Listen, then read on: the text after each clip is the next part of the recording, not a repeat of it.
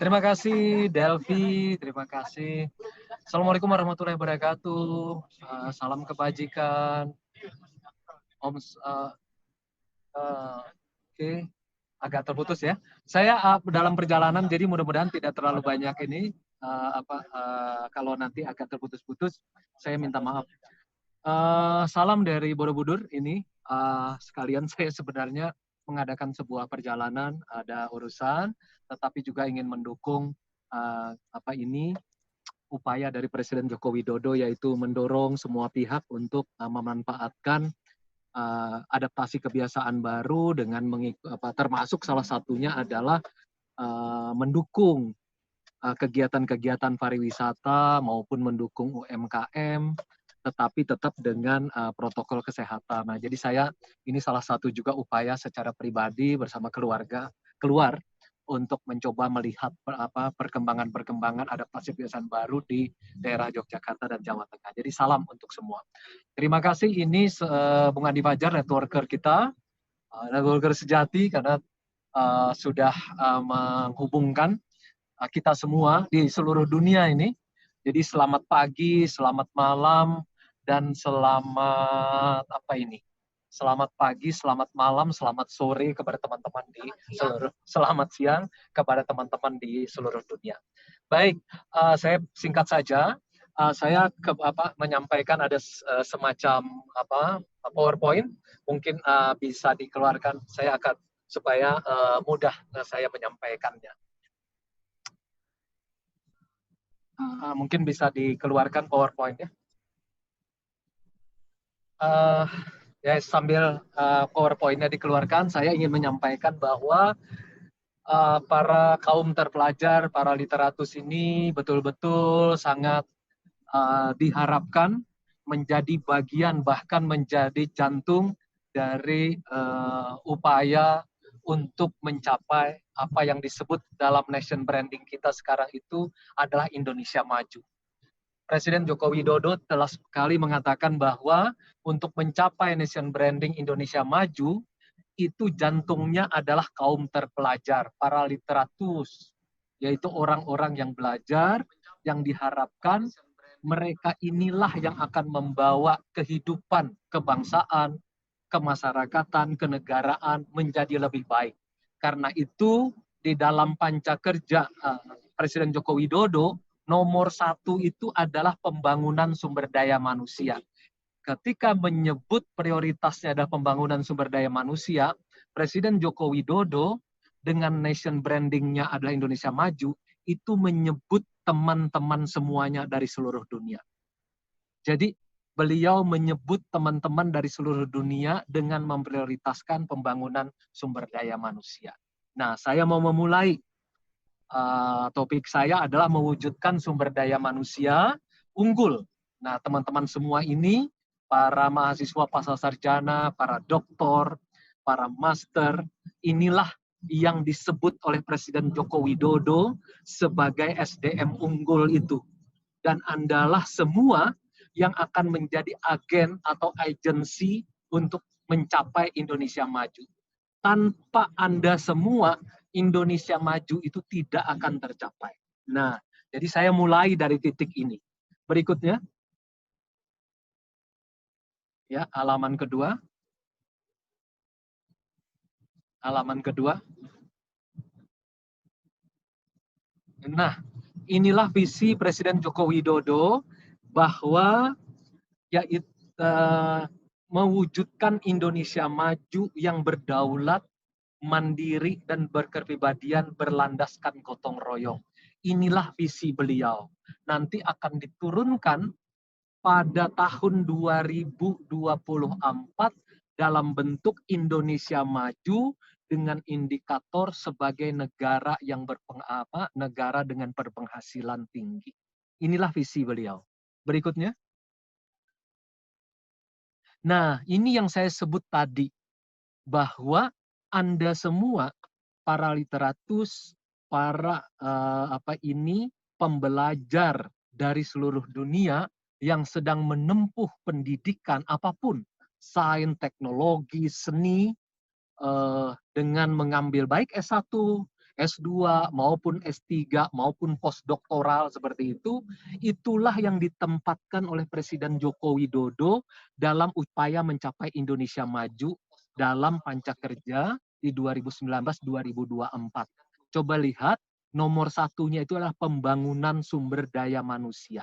Beliau mengatakan di dalam pelantikan pada 20 bulan 11 tahun 2019, pelantikan kedua, bahwa pembangunan sumber daya manusia akan menjadi prioritas utama kita. Membangun sumber daya manusia yang pekerja keras, yang dinamis, membangun sumber daya manusia yang terampil, menguasai ilmu pengetahuan dan teknologi, mengundang talenta-talenta global untuk bekerja sama dengan kita. Jadi pidato ini dan prioritas ini menyebut Anda semua, para literatus, orang-orang pembelajar yang berada sekarang di seluruh dunia. Karena itu prioritasnya ditempatkan di nomor satu, pembangunan sumber daya manusia. Baru kedua yaitu pembangunan infrastruktur, yang ketiga penyederhanaan regulasi, yang keempat penyederhanaan birokrasi, yang kelima transformasi ekonomi. Pembangunan infrastruktur salah satu yang akan dikejar Presiden Joko Widodo adalah pembangunan ibu kota negara di Bukit Sepaku, Penajam, Kalimantan Timur. Kenapa di sana Presiden ingin membangun satu epicentrum pembangunan ekonomi ke seluruh Indonesia atau epicentrum Indonesia sentris. Di sana ada satu klaster namanya klaster perguruan tinggi, klaster riset dan inovasi. Di situ nanti akan ditempatkan, kalau Anda misalnya ingin pulang ke Indonesia, di situ rencananya semua SDM-SDM unggul dengan kemampuan global ini akan ditempatkan. Atau tetap berada di negara-negara di seluruh dunia, tetapi nanti akan berjaringan dengan ibu kota negara, khususnya di klaster riset dan inovasi. Nah, jadi harus diingat ibu kota negara itu dalam rangka epicentrum Indonesia sentris. Secara ekonomi itu diupayakan untuk mendukung pemerataan. Karena di Indonesia ini Pulau Jawa itu 60% sumbangannya terhadap ekonomi nasional. Pulau Sumatera sekitar 20%. Kalimantan itu cuma sekitar 8,2%. Kemudian ada Sulawesi, ada NTT Bali, ada Maluku, ada kemudian Papua. Semuanya betul-betul secara infrastruktur tertinggal. Nah, ini dipindahkan ibu kota negara ke Pulau Kalimantan dengan harapan ini menjadi epicentrum pembangunan ekonomi, budaya, sosial, termasuk politik juga itu, dan kemudian pendidikan nasional juga dikembangkan di arah sana. Andalah yang menjadi agennya atau agensinya. Nah, transformasi ekonomi itu juga akan diharapkan di sana. Oke, berikutnya. Berikutnya. Ya. Nah, apa masalah dasar pembangunan sumber daya manusia sekarang ini yang secara sederhana saja sebelum kita membuatnya menjadi rumit, yaitu problem pertama adalah soal kelembagaan pendidikan. Masalah-masalah infrastruktur dan fasilitas pendidikan, tenaga pengajar dan kurikulum atau metode kepengajaran. Mungkin salah satu alasan dari teman-teman sekolah di belahan manapun di dunia ini, salah satunya adalah soal kelembagaan pendidikan ini. Ada hal-hal yang belum bisa dikejar di Indonesia, tetapi ada di luar negeri. Harapan Presiden Joko Widodo ke depan, kekuatan-kekuatan global itu akan berkumpul di ibu kota negara di Indonesia, nanti di Kalimantan Timur. Yang kedua itu soal masyarakat yang heterogen. Perbedaan karakter sosial, budaya setiap wilayah itu mempengaruhi betul-betul cara membangun SDM dan hasilnya. Ini riset-riset banyak menunjukkan tentang soal keheterogenan ini. Walaupun sebenarnya keberagaman bisa mendorong ke arah kemajuan, tetapi ada hal-hal tertentu yang juga bisa membuat kelemahan seperti itu. Riset disertasi saya itu sebenarnya misalnya soal tentang analisa habitus, itu menunjukkan bahwa soal heterogenitas ini terutama di ekonomi dan budaya dan sosial itu bisa menjadi kekuatan dan bisa menjadi penghalang juga.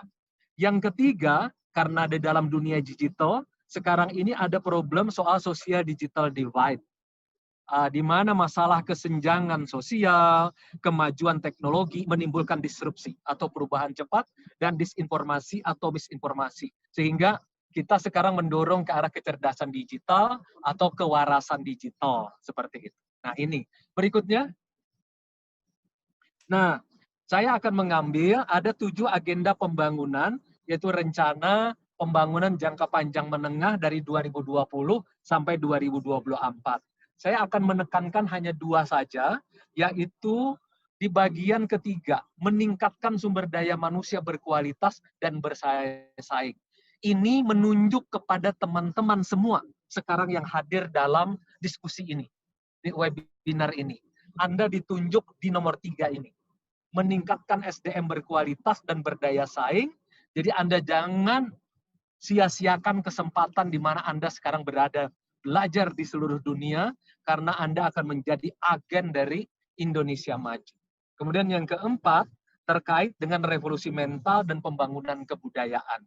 Karena dengan mengubah mental yang lebih inovatif, produktif, kolaboratif, adaptatif, Anda akan menjadi agen yang menjadi lebih baik dalam pembangunan Indonesia. Apa juga yang bisa menjadi tujuan selama 4 tahun ke depan, yaitu Indonesia berpenghasilan menengah tinggi yang sejahtera, adil, dan berkesinambungan.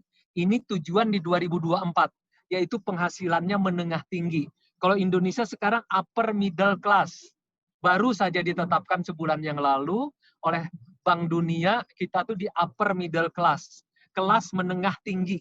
Nah, 2024 kita harapkan penghasilannya menengah tinggi indikatornya. Dan pada 2045, ketika Indonesia 100 tahun, kita menjadi 5 besar negara dengan penghasilan tertinggi di dunia. Itu rencananya. Nah, jadi 2024 berpenghasilan menengah tinggi, 2045 menjadi 5 besar negara berpenghasilan tertinggi di dunia. Nah, modalnya salah satunya adalah modal sosial. Karena Indonesia nomor 6 di dunia dari 167 negara yang ditetapkan sebagai negara yang memiliki modal sosial yang sangat tinggi, yaitu mampu berkolaborasi. Selain itu yang kita pentingkan adalah soal kesetaraan gender. Delvi, kita mendorong ke arah kesetaraan gender, pembangunan berkelanjutan, pembangunan transformasi digital, dan tata kelola independen. Sementara kaidahnya, yaitu kita ingin membangun kemandirian, kita ingin menjamin keadilan dan menjaga keberlanjutan. Oke, berikutnya. Berikutnya. Nah, adapun strategi pembangunan manusianya diharapkannya adalah yaitu layanan dasar dan perlindungan sosial, kemudian produktivitas, dan pembangunan karakter. Saya ingin menunjuk mengenai budaya literasi, inovasi, dan kreativitas. Anda semua berada dalam lingkungan ini. Kemudian yang kedua, saya ingin juga menunjuk, kalaupun kita ingin menjadi negara Indonesia maju, nation branding kita, penting mengingat tentang moderasi beragama. Itu penting. Selain revolusi mental dan pembinaan ideologi Pancasila. Ideologi penting, karena kalau tidak, kita akan tersesat. Karena ada ideologi-ideologi tertentu yang malah ingin menghancurkan ideologi Pancasila, bahkan ingin menghancurkan Merah Putih dan NKRI. Nah, pembangunan karakter ini diupayakan juga untuk melakukan pembinaan terhadap ideologi Pancasila. Selain moderasi beragama, dan kemudian yang keempat yaitu budaya literasi. Anda semua adalah para literatus, orang yang belajar, inovasi, dan kreativitas. Berikutnya. Nah, SDM unggul untuk Indonesia maju, itu kita harapkan optimal mengelola apa yang kita miliki. Mampu menghadapi disrupsi yang cepat. Ketiga, adaptasi dalam berpikir, bertindak, dan bekerja sama. Saya ingin mengutip dari Charles Darwin, yaitu dalam asal apa yang namanya, dia mengatakan bahwa orang yang bisa bertahan atau spesies yang bisa bertahan itu bukan yang terpintar, bukan yang terkuat, tetapi dia bilang yang mampu beradaptasi. Dan kita berharap SDM unggul Indonesia ini juga mampu beradaptasi dalam berpikir, bertindak, dan bekerja sama. Dan tentu yang terakhir, tentu kita ingin agar menjaga aspek-aspek luhur bangsa, terutama ada 4 pilar atau 5 pilar lah. Merah putih, Pancasila, Undang-Undang Dasar 45, kemudian Negara Kesatuan Republik Indonesia, dan keberagaman atau Bhinneka Tunggal Ika. Itu yang harus dilakukan. Terakhir, adapun kunci kesuksesan membangun SDM unggul Indonesia, kami melihat adalah partisipasi, adaptasi, dan kolaborasi. Nah, itulah kuncinya. Makanya saya berharap dengan sepenuh-penuhnya atas nama Presiden Republik Indonesia, Anda semua para terpelajar di seluruh dunia diharapkan agar menuju Indonesia maju menjadi 5 besar negara penghasilan tertinggi di dunia tahun 2045 ketika 100 tahun Indonesia merdeka, pada 2024 Indonesia menjadi tadi berpenghasilan tinggi, itu diharapkan Anda menjadi agen dari Indonesia maju. Jadi sekali lagi saya berterima kasih kepada teman-teman semua sebagai agen Indonesia Maju atau agensi Indonesia Maju. Itu para terpelajar, Andalah yang menjadi ujung tombak dari Indonesia Maju. Dengan demikian, salam merdeka, selamat belajar, dan mengutip Pramudia Anantatur, kaum terpelajar ini sudah harus berbuat adil sejak dalam pikiran, tetapi juga harus memperjuangkan keadilan sosial dalam kehidupannya sehari-hari dan membaktikan dirinya sebagai agen atau agensi dalam Indonesia Maju. Dan terakhir, saya mengutip Presiden Joko Widodo, tujuan besar hanya bisa dicapai melalui kerjasama seluruh komponen bangsa dengan gotong royong, saling membantu, dan saling mengingatkan dalam kebaikan dan tujuan yang mulia. Baru diucapkan beliau pada tanggal 14 Agustus 2020, tepat 75 tahun Indonesia Merdeka. Salam sehat, merdeka, terima kasih.